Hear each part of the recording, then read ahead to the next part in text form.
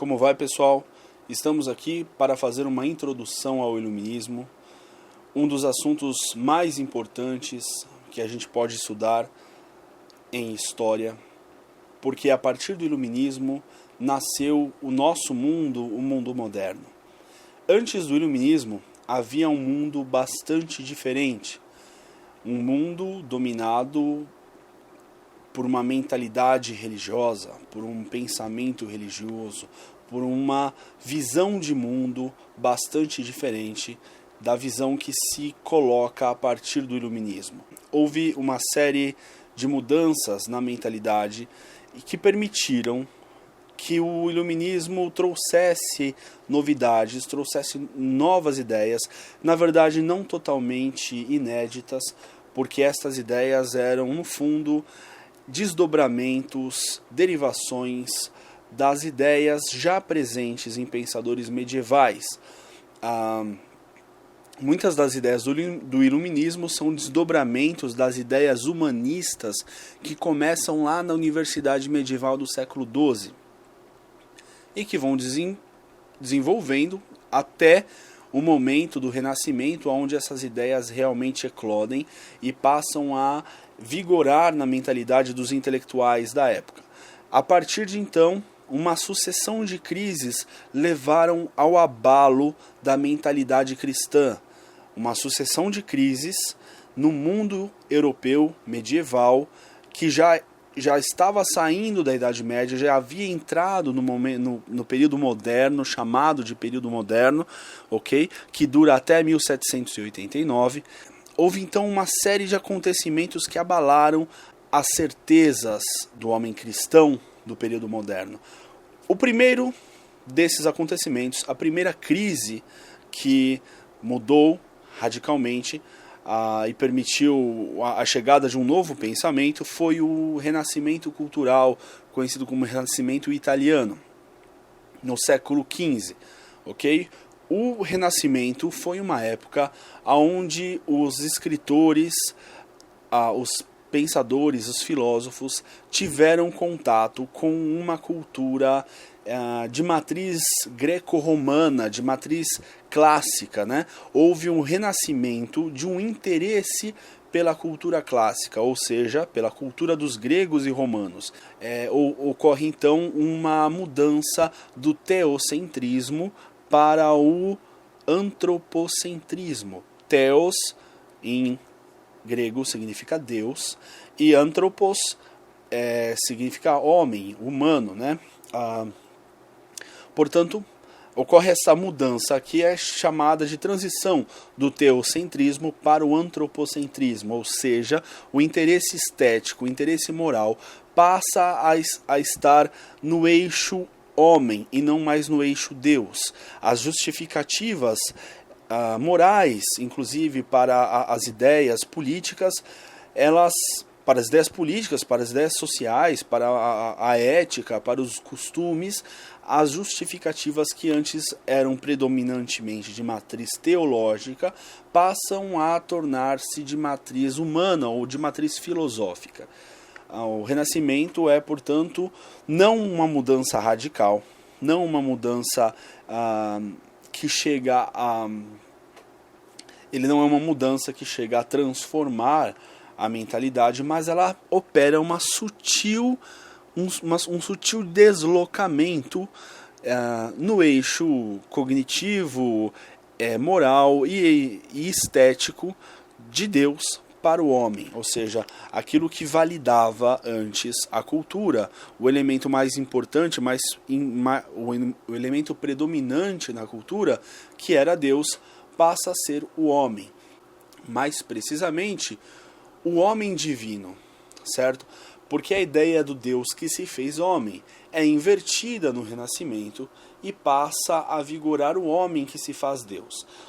A maior parte dos artistas, dos pensadores do Renascimento encaram o homem como a medida de todas as coisas, ou seja, não mais iremos pensar em Deus como o Logos, como a medida, como a proporção de todas as coisas, mas agora pensaremos no homem, naquilo que lhe convém ou não lhe convém.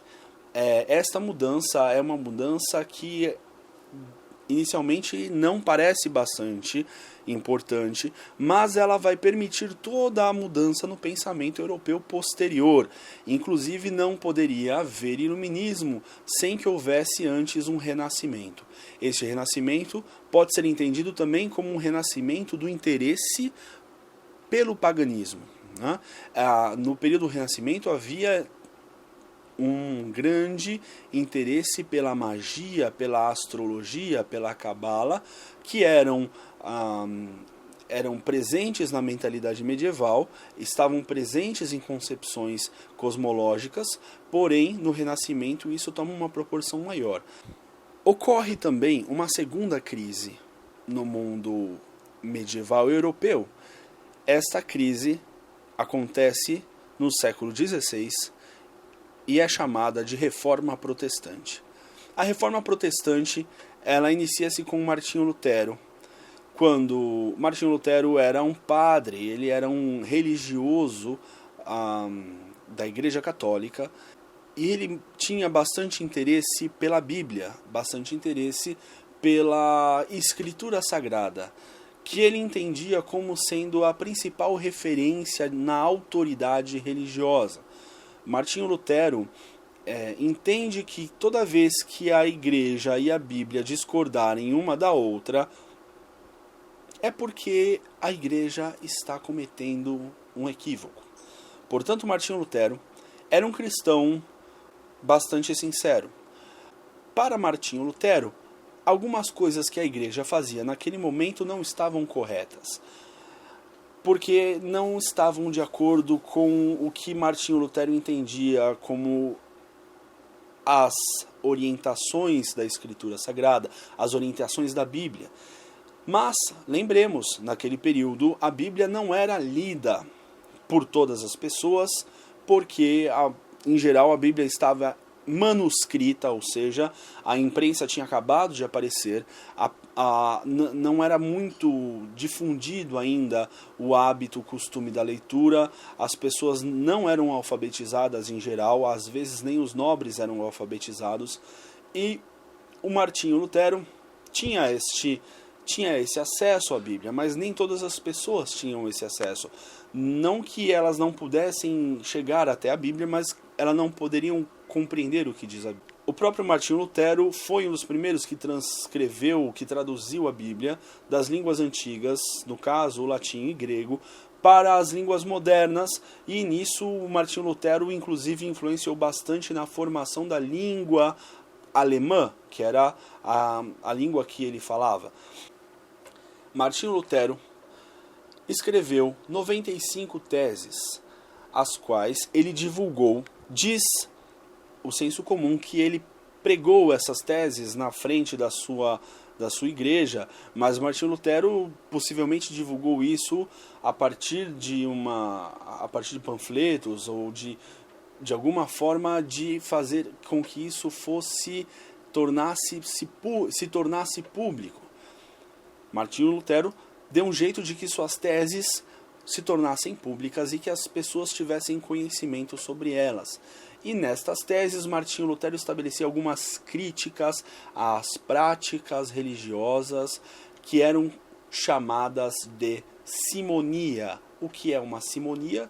É o crime de venda de favores ou objetos religiosos.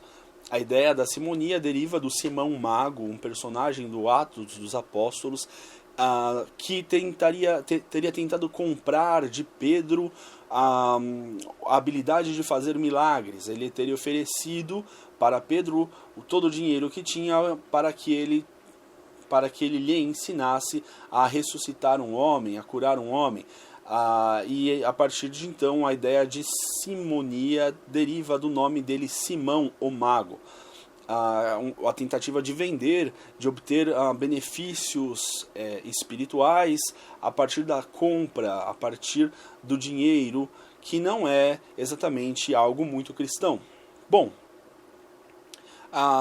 e Martinho Lutero era incisivo na questão das indulgências, ou seja, eram cartas concedidas pela igreja, pelos clérigos, na verdade, para o homem que dispusesse de uma quantia de ouro, de dinheiro, que pagasse pelo perdão dos seus pecados. Ou seja, uma indulgência seria um indulto, um perdão dos pecados. E estes pecados eram pecados já cometidos, muitas vezes até para você livrar o seu pai, ou a sua mãe, ou um parente querido do purgatório, mas também para livrar a si mesmo, comprar o perdão dos seus próprios pecados. E, quem sabe, até dos pecados que você ainda não cometeu. E aí, é claro, ocorria o abuso, ocorria o mau uso da autoridade religiosa. E, obviamente, que isso não tinha nada de cristão. Para Martinho Lutero, para uma pessoa, para ser perdoada por Deus, precisaria, como condição necessária, arrepender-se e pedir perdão a Deus. Sem este perdão, sem este arrependimento, sem arrependimento verdadeiro, não seria possível que Deus te perdoasse. E isso era totalmente de acordo com a filosofia tomista, a ideia de que era preciso fazer uma contrição para que Deus o perdoasse. Era necessário estar totalmente arrependido do pecado para que Deus o perdoasse. Portanto, Martinho Lutero estava correto quando ele fez esta observação sobre uma das práticas que a igreja fazia. Mas Martinho Lutero não queria romper com a igreja. Ele não queria que a sua reforma se tornasse uma ruptura. Mas foi precisamente isso que aconteceu na história. Martinho Lutero, que não queria romper com a igreja, foi usado pelos príncipes alemães para formar a primeira igreja protestante, a igreja luterana. E depois, esta igreja, depois do início da sua reforma, muitos outros reformadores apareceram por toda a Europa, como João Calvino, e o protestantismo se espalhou com grande fervor e que trazia uma mensagem de uma renovação moral numa sociedade decadente. Ou seja, havia ali claramente a ideia de uma reforma moral da sociedade. Era uma reforma sumamente necessária, porque a própria sociedade cristã estava bastante longe dos ideais que ela deveria atender, que ela deveria buscar. No final, a igreja fez uma contra-reforma e o Concílio de Trento corrigiu algumas das coisas que realmente Martinho Lutero havia denunciado. Ou seja, quem fez a reforma, de fato, quem fez uma reforma foi a Igreja Católica, e a reforma protestante foi uma ruptura dentro da ordem católica. Isso foi, ao mesmo tempo, bom para a Europa, bom para os reis, bom para a liberdade crescente no mundo europeu, mas foi ruim para o cristianismo, porque o cristianismo, que até então estava dividido entre Igreja Católica Romana e Igreja Ortodoxa Grega, o cisma que aconteceu lá no século XI, a partir de então estava dividida dentro do Ocidente entre protestantes e católicos. E essa diferença de protestantes e católicos foi fundamental, foi crucial para diversos movimentos violentos de intolerância, ou seja, religiosos que não toleravam os seus rivais de outra religião, católicos que não toleravam protestantes e protestantes que não toleravam católico, mataram-se mutuamente ao longo do século XVI. E isso foi uma cicatriz no cristianismo, isso foi uma marca indelével no cristianismo. O grande problema que acarretou a reforma para a Europa foi a divisão do cristianismo ocidental em dois cristianismos. E isso abalou profundamente as certezas que os cristãos tinham em sua fé, porque agora nós teríamos duas matrizes diferentes, mais ou menos convivendo ou tentando conviver, uma matriz apoiada basicamente na tradição apostólica, na continuidade apostólica da Igreja Católica, e a outra matriz baseada e apoiada na fé, nas Escrituras e na graça de Deus. E isso foi um choque, ou seja, qual será o cristianismo correto? O cristianismo baseado na Escritura ou o cristianismo baseado na tradição? Mas a tradição estabelece a Escritura ou a Escritura estabelece a tradição, e assim vai. Esta foi já uma crise bastante significativa e que permite, de certa forma, o levantamento de questionamentos sobre a realidade, sobre a legitimidade da fé, sobre a segurança que um homem pode ter na fé. Isso vai aparecer lá no Iluminismo depois. Os filósofos iluministas vão problematizar todas essas questões que parece que estavam subjacentes, que são decorrentes de acontecimentos históricos, mas que ficam subjacentes. E por último, o grande acontecimento que chega a mudar bastante, de forma radical até, a visão que se tinha sobre o mundo, sobre a natureza, sobre a realidade. Este acontecimento foi a Revolução Científica do século XVII, ou seja, um século antes do Iluminismo, do movimento filosófico chamado Iluminismo. A Revolução Científica, ela foi fruto de vários estudos, de vários pensadores que propuseram ideias que modificaram totalmente a compreensão que o homem tinha da natureza, compreensão essa que estava já bastante harmonizada com o pensamento cristão, ou seja, os cristãos haviam apresentado uma visão de mundo, um sistema estético, teológico, cosmológico muito fechado, muito perfeito e que não admitia a mudança, porque mudar a forma como estas coisas estavam colocadas poderia mudar a compreensão que o homem tem, inclusive da fé. Parece que tudo começou ali com um filósofo chamado Francis Bacon e outro filósofo chamado Descartes. Esses homens tinham ideias que levaram ao estabelecimento de um método científico. Um método para conhecer a natureza. É isso que é um método científico. É uma forma de estudo e pesquisa e estruturação do conhecimento para produzir uma explicação de como a natureza funciona. Portanto, senhores, lembrem-se sempre, ciência não é uma religião, ciência não explica o porquê, a ciência não explica questões filosóficas, a ciência explica, a partir da Revolução Científica, a ciência explica como as coisas acontecem. Uma das grandes mudanças no interesse dos pensadores que antes pensavam a natureza, a filosofia, a moral, a ética, a estética, Deus, tudo junto com a natureza, com as coisas do mundo material.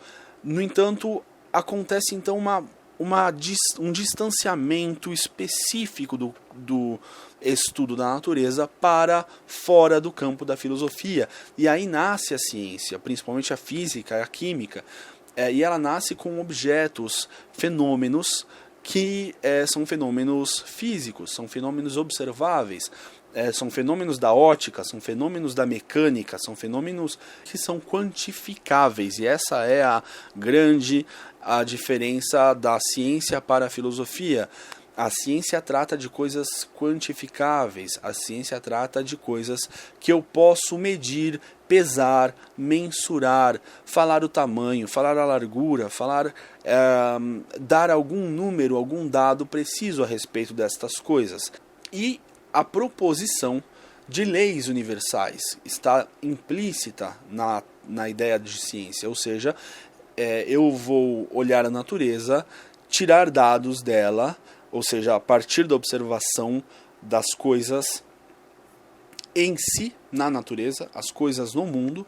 A partir desta observação, eu vou trazer dados, coletar dados, organizar esses dados e produzir um conhecimento abstrato a partir dos dados. Nunca a partir do abstrato para depois tentar alocar os dados em categorias. Acontece no século XVII uma grande mudança na forma como nós entendemos o lugar da Terra na criação de Deus. Para o homem medieval, para a visão anterior, a Terra ela estava no centro da criação. O homem habitava sobre a Terra. E o homem era um ser decaído, assim como a natureza estava corrompida pelo pecado, era uma natureza imperfeita, não que ela tivesse sido criada imperfeita, mas que ela entrou em decadência pelo pecado. E, portanto, a matéria que compunha os nossos corpos, os corpos que se movimentam, os corpos que nós vemos na Terra, esta matéria seria composta de 4 elementos: o ar, o fogo, a água e a terra. Estes 4 elementos, combinados em uma certa proporção, produziriam nossos corpos, certo? Nosso corpo, portanto, teria água, teria terra, que é a parte mais densa, teria fogo, que é o calor que nós sentimos, o calor que nós emanamos e que nos deixa nosso corpo quando nós morremos, e teria ar, porque nós respiramos o ar e sem o ar nós não vivemos. E quando nós morremos, cada elemento retorna ao seu elemento de natureza, ao seu elemento, à sua fonte. Acima da Terra existe uma ordem celeste que não é composta por 4 elementos pela natureza decaída da Terra, mas ela é composta por uma matéria perfeita chamada éter. Este elemento perfeito, o éter, que não existe, na verdade, nós sabemos hoje que o éter não existe, pelo menos não existe da forma como nós entendemos a existência, quer dizer, não pode ser tocado, não pode ser visto, não pode ser sentido. O éter foi uma criação medieval para explicar aquilo que havia acima de nós, para explicar os astros. Para o homem medieval, cada corpo celeste era composto por éter, pelo elemento éter. Portanto, o céu, ou aquilo que está acima de nós, ele é de outra natureza, ele possui uma diferença hierárquica com relação a nós. Nós, o plano material, estamos numa dimensão hierárquica inferior aos corpos celestes. Os corpos celestes estão em uma dimensão hierárquica superior. E acima de nós, portanto, estão esferas. Nessas esferas estão presos os planetas. Os planetas são como gemas engastadas nas esferas celestes, e essas esferas giram. Nós não vemos as esferas. São como se fossem esferas de cristais que vão girando e nós não vemos, e por isso os planetas fazem esses movimentos, os movimentos ao redor da Terra. Eles na época só conseguiam enxergar até Saturno, então eles consideravam 7 planetas, sendo a Lua e o Sol 2 planetas. Portanto, Mercúrio, Vênus, Lua, Sol, Marte, Júpiter e Saturno. Ok? 7 planetas. 7 caía muito bem, porque 7 é um número perfeito. Então a criação de Deus é uma criação perfeita. Era necessário que toda essa organização, essa forma estética perfeita de organização do universo, de organização do mundo, fosse de acordo com leis perfeitas, regras perfeitas, que foram estabelecidas por Deus. Acima dessas esferas havia o empírio, e acima do empírio havia o trono de Deus com os anjos à sua volta. Esta era uma noção, portanto, toda hierarquizada da realidade, que foi colocada abaixo, primeiro por um padre chamado Nicolau Copérnico, que propôs que, na verdade, a Terra não estava no centro do universo. O que estava no centro do universo era o Sol. A Terra estaria girando junto com outros planetas ao redor do Sol. E isso, de certa forma, simplificava todo o entendimento dos cálculos dos movimentos dos planetas. Não é que Copérnico descobriu nada. Na verdade, Copérnico propôs um outro modelo explicativo de como se organizava, este movimento, qual era o ponto de apoio que gerava todo esse movimento, que gerava toda esta máquina que seria o nosso sistema solar. Para Copérnico, o ponto principal seria o Sol. Essa ideia de Copérnico, na verdade, não causou tanto impacto. Alguns padres aderiram a ela, alguns religiosos concordaram com essa ideia, mas essa ideia ela vai retornar alguns anos depois com um estudioso chamado Galileu Galilei.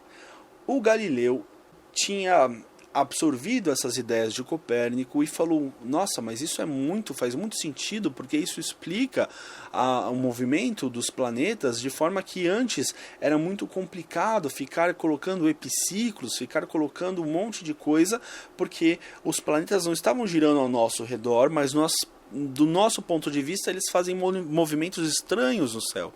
Mas se nós tirarmos o centro da Terra, tirarmos o centro desse movimento da Terra e colocarmos o centro desse movimento no Sol, aí tudo passa a fazer sentido. Muito bem. Então a Terra é um planeta também, certo? E essas ideias foram um pouco chocantes, né? Porque agora não era mais apenas ideias. O Galileu ele divulgava essas ideias em livros, e isso foi causando um certo impacto na sociedade da época. O Galileu, ele pegou, na época, os holandeses haviam construído um telescópio, e o Galileu fez um outro telescópio para ele a partir daquele, e teve a ideia de mirar esse telescópio para o céu, e não mais para o mar, para ver os navios, para ver as terras, para ver as coisas do mundo, mas ele queria ver as coisas celestes. E quando ele voltou esta luneta, este telescópio, para o céu, para observar a Lua, ele ficou espantado, porque a Lua não era aquilo que eles pensavam que era. Ela não era um corpo perfeito, feito de éter. E ele diz que, na verdade, a Lua é toda recortada por cadeias de montanhas e vales profundos, como se fosse a superfície da Terra. E isso criava uma crise, porque agora não existe mais uma natureza hierárquica, agora existe uma natureza homogênea, toda igual. Não há mais diferença entre a natureza física terrestre e a natureza celeste das coisas perfeitas. Na verdade, a natureza celeste é exatamente a mesma natureza que a nossa, é composta de matéria, da mesma matéria imperfeita, porque a superfície da Lua ela é toda porosa, ela é toda irregular. A ideia da irregularidade, ela não é perfeita. Essa mudança na concepção da natureza, que tira a natureza hierárquica, que vinha, na verdade, de Aristóteles, não era uma coisa de homens burros, vinha de Aristóteles, de Ptolomeu e de muitos outros homens que sim, achavam que a Terra estava no centro do universo. De certa forma, não está equivocado.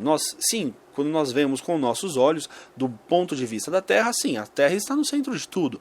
Porém, para entender o movimento do sistema solar, fica muito mais fácil se nós tirarmos a Terra do centro e deixarmos o Sol no centro desse movimento, certo? E isso facilita a compreensão de todo o sistema, de todo o conjunto de movimentos. Um dos últimos pensadores da Revolução Científica, e que já é um iluminista a seu modo, é o Sir Isaac Newton.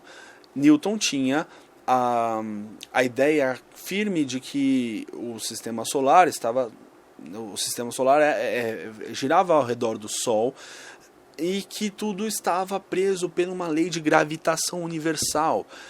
Esta ideia da gravidade, a ideia de que existe uma lei que nos prende à matéria, mesmo que a gente não queira, mesmo que a gente ache que tudo é relativo, que eu posso sair voando, que cada um tem a sua verdade, que se eu quiser sair voando, eu saio voando, Não dá para fazer isso. Por quê? Porque existe uma coisa objetiva, existem leis na natureza, e estas leis da natureza, na verdade, elas traduzem uma vontade de um legislador, ou seja, para Isaac Newton, Deus havia estabelecido as leis do universo. Mas essa ideia é compartilhada, inclusive, pelos outros iluministas, como Voltaire, que era um entusiasta de Isaac Newton. Voltaire nós vamos ver especificamente na aula sobre iluminismo.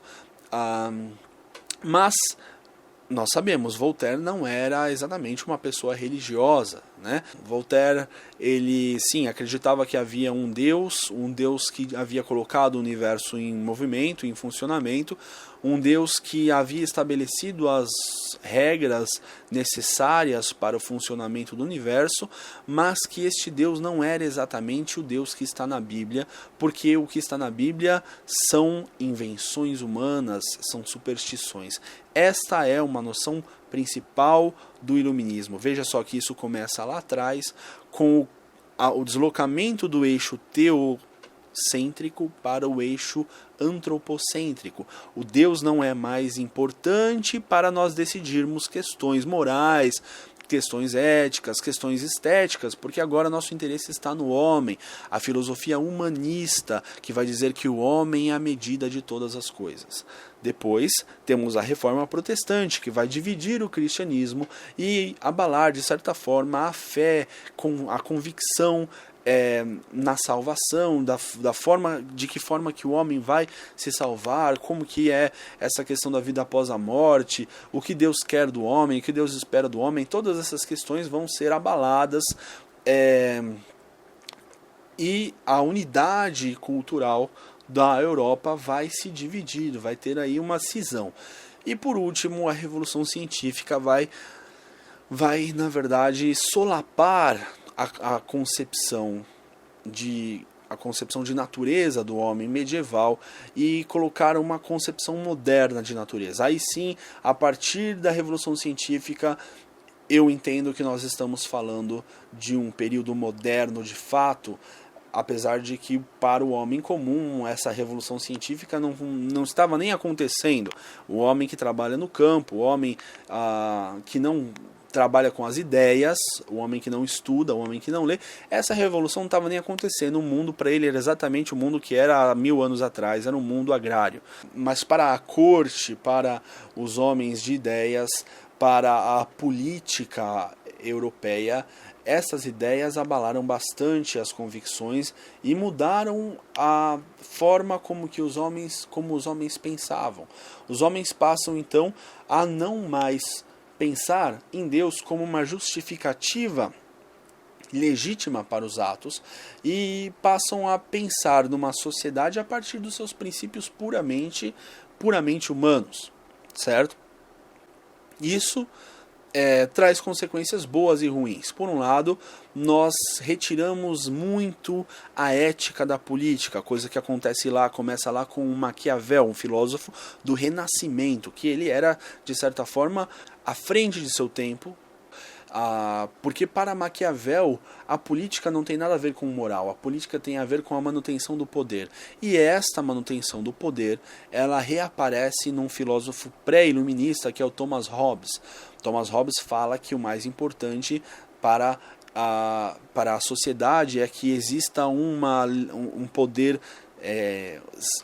coercitivo que controle os homens e retire os homens do estado de natureza, da guerra de todos contra todos, que seria uma calamidade para o homem viver no seu estado de natureza, já que o homem ele é guiado pela cobiça, pelo desejo de possuir. O homem tem uma natureza com instintos que podem levá-lo à agressividade, à guerra, à luta, e para Hobbes era necessário controlar a sociedade com um poder absoluto, poder de um rei. Tá? Dali para frente, nós começaremos a ter vários pensadores, já propriamente iluministas, como John Locke, Montesquieu, Voltaire Rousseau, que vão pensar a política exclusivamente do ponto de vista humano. Deus e a religião eram um atraso. Surge então já uma ideia de que o mundo está indo para um lugar que vai transformar o mundo e tirá-lo das trevas. A ideia do iluminismo que coloca a noção de que a Idade Média é a idade das trevas, a idade da obscuridade, do obscurantismo, da ignorância, da irracionalidade, e que o iluminismo é uma era de pura racionalidade, conhecimento, inteligência, etc. Bom, nós veremos que na história não existem mocinhos nem bandidos e que, na verdade, os iluministas também tiveram ideias muito ruins e suas ideias tiveram consequências péssimas na história. Não há saída fácil, né?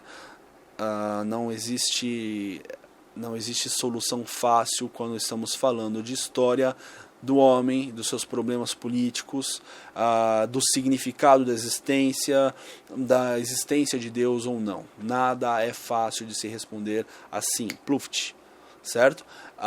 Mas eu espero que aqui a gente tenha deixado claro, que eu tenha deixado claro este movimento que foi pouco a pouco minando as certezas do mundo cristão e que levou até a possibilidade de uma nova perspectiva sobre o mundo, que seria o iluminismo, uma proposta radicalmente contrária a tudo que era antes, radicalmente contrária à forma como o mundo se desenvolvia até então. Bom, ficamos aqui, a aula terminou e eu espero que todos tenham aproveitado e até a próxima.